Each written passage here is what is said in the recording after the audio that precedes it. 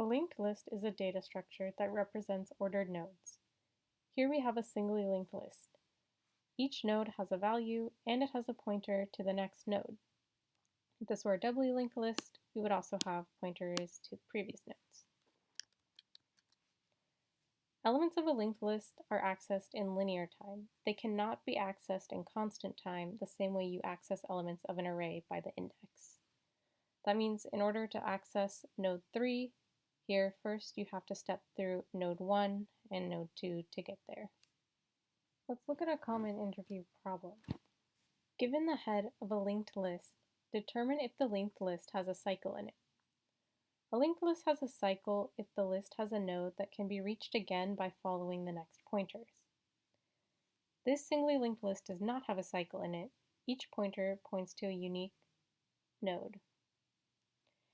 If we update the next pointer here for node 4 so that it points to node 2, now we do have a cycle. Node 4 points to node 2, which we've already visited earlier in the list.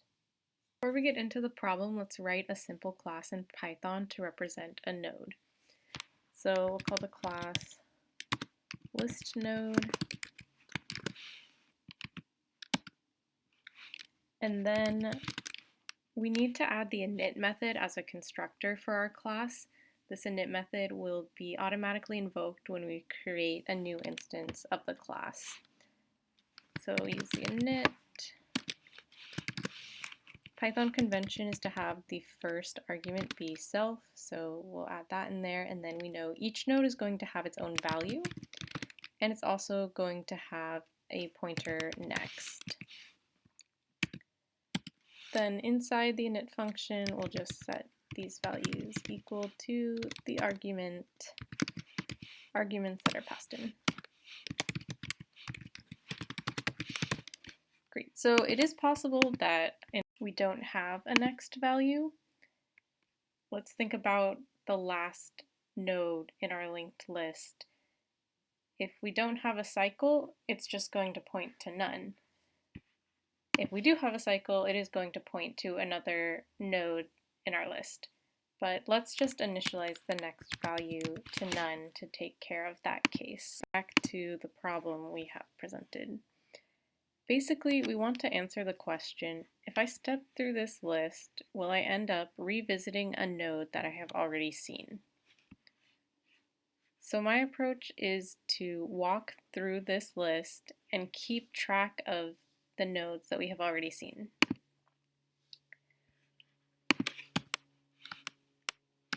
So first, let's define a function to handle this approach. I'm going to call it hasCycle. It will return true or false and given a node. And so it will return true or false, true if there's a cycle, false if there's not a cycle in this linked list. So we're keeping track of unique values, so we can use a set. I'm going to call it visited nodes. So if we find an element in the set, we know that there is a cycle. That means we've revisited something. So let's think about that as we step through our linked list. So if there is a node, that means that, there's a next value, there's something to look at. We'll keep stepping through the linked list. And if that node is in our set, visited nodes, then we know we found the cycle. We can return true and stop there. Okay, so what if we don't have the node in the set? It's our first time visiting the node, so we'll want to add that node to the set. So in our else case, visited nodes dot add, and we'll add the node. Great, so once we decide whether or not the node has been visited, we'll move on to the next node. In order to do that, we'll set node equal to node.next and look at what the current node is pointing to. If we go through this while loop and we step through the linked list looking at node.next, node.next, node.next, and we never find that node that we visit in visited nodes. When we get to the end of the list, node.next is none. We kick out of the while loop, we know that there's no cycle.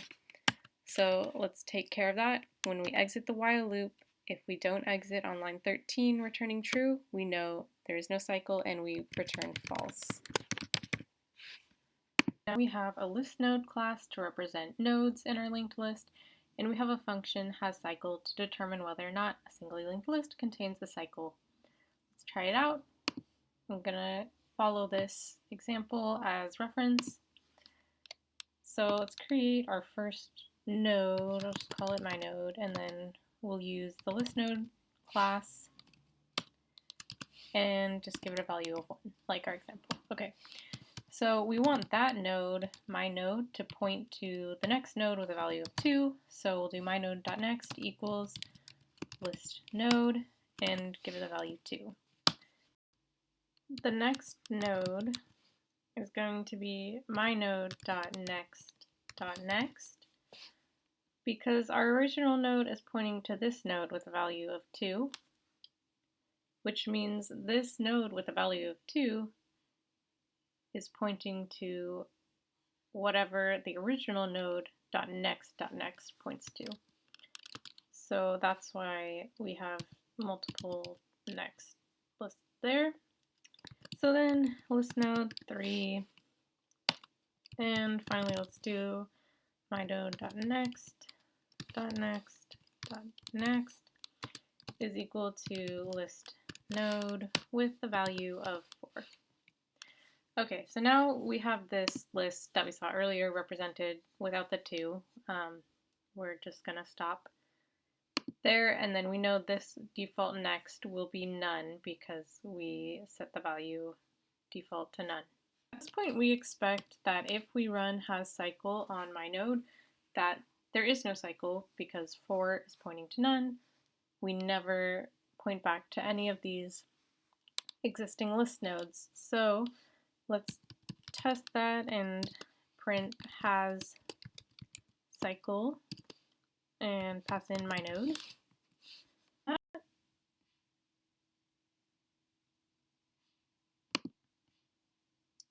Great, we get false as we expect. So let's add that extra node we have here that points back to node 2. So to do that, I'm going to copy that because we have too many nexts at this point. But so let's make this node point back to the second node, which is really my node.next. Okay, so now if we print this out again, we expect the value to be true.